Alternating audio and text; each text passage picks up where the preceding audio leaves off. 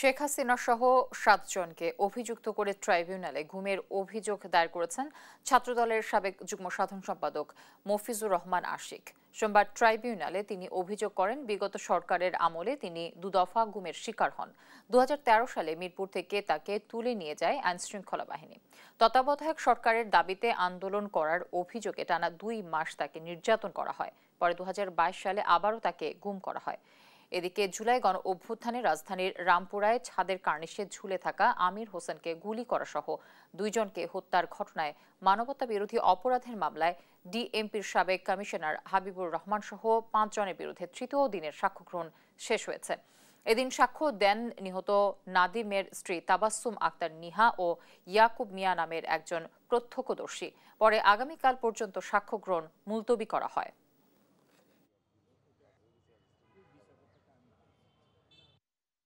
২০১৩ সালের ৫ই ডিসেম্বর মিরপুর মুসলিম বাজারের ঠিক উত্তর পাশে একটা কালভার্ট ছিল, ছোট রোডটা অন্ধকার ছিল, সেখান থেকে আমাকে তুলে নিয়ে গাড়িতে তুলে চোখ বেঁধে ফেলে এবং পিছনে দিয়ে হাত বেঁধে ফেলে। পরে তারা আমাকে খুব চড়থাপ্পড় দিয়ে আমি অনেকটা